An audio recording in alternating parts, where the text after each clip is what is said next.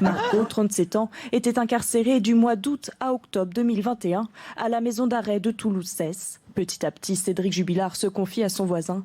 Il s'inquiète notamment de la possibilité que le corps soit découvert. Marco lui propose alors une solution.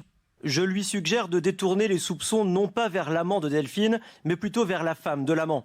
Je fais ça de mon propre chef dans l'objectif qu'il me donne une information précise sur le lieu où pourrait être enterrée Delphine. Après des investigations, les pistes ouvertes ne sont pas concluantes. J'ai donné aux enquêteurs des détails que je ne pouvais pas inventer et qui n'étaient pas connus du public. Je dispose aussi d'éléments écrits de la main de Cédric qu'il m'a transmis. Le 12 mai dernier, une confrontation entre les deux hommes a lieu. Cédric Jubilard indique notamment que certaines phrases prononcées ont été dites sur le ton de la rigolade, ce que dément Marco. Marco a été choqué de certains de ses propos et de son comportement, parce qu'il appelait sa femme l'autre, il parle beaucoup de lui et son comportement ne me plaît pas du tout. Sa femme qui a disparu, il l'appelle tout le temps l'autre, comme si elle n'avait pas de prénom. Il se moque des copines de Delphine quand elles passent dans des émissions à la télé. Même à l'égard de ses enfants, je ne sens jamais l'amour d'un père. Ce qu'a dit Marco. Cédric Jubilard a raconté ce qu'il se serait passé la nuit de la disparition de Delphine. Une nuit, il me raconte le moment où les choses se seraient passées. Il est sorti de sa chambre, il a surpris sa femme en train d'envoyer des messages à son connard. C'est comme ça qu'il parlait de l'amant. Bon, c'est normal, il n'a pas dire... voilà, normal. Et c'est là qu'il a vrillé, ce sont ses mots. Il tente d'en savoir plus en donnant des idées à Cédric. Cette idée de déplacer le corps de Delphine vient de moi. Je fais ça de mon propre chef, comme il a dit, on l'avait vu là, dans l'objectif qu'il me donne une information précise sur le lieu où elle pourrait être enterrée. Il s'inquiétait de la possibilité qu'un corps enterré finisse par être découvert à cause des intempéries ou des animaux. C'est là qu'il me dit que le corps de sa femme est enterré pas loin d'un endroit qui a brûlé. Il me parle aussi de 2 grands arbres sans donner plus d'explications.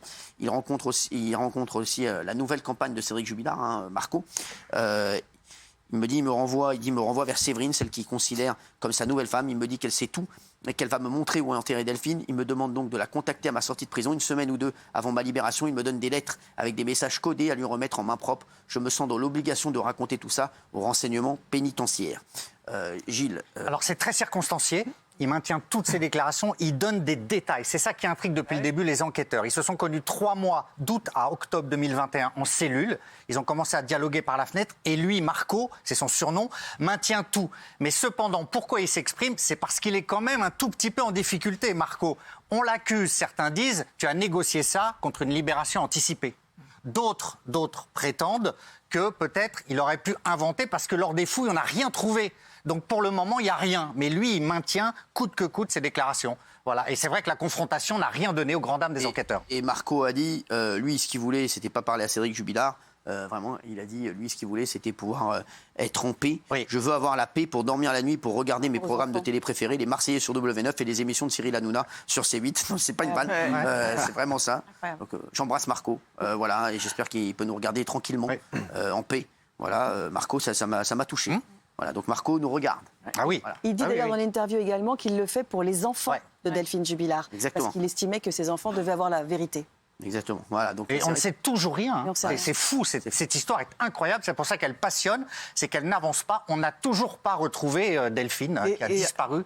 Pourtant, ça date du 15-16 décembre 2020, la disparition, ça fait un moment. En revanche, ce qu'il précise aussi, ce Marco, qui est un faux nom, on le rappelle. Oui, c'est un surnom. C'est un surnom pour garder sa discrétion. Comme vous êtes Bernard Montiel, vous appelez en fait Jean-Luc Reichmann.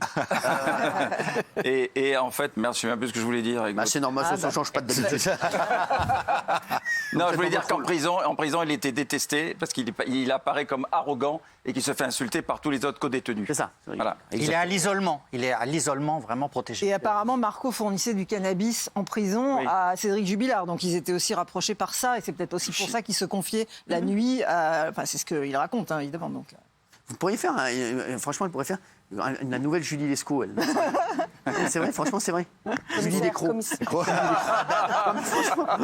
Non, mais je vous jure que c'est vrai, ça pourrait être pas mal.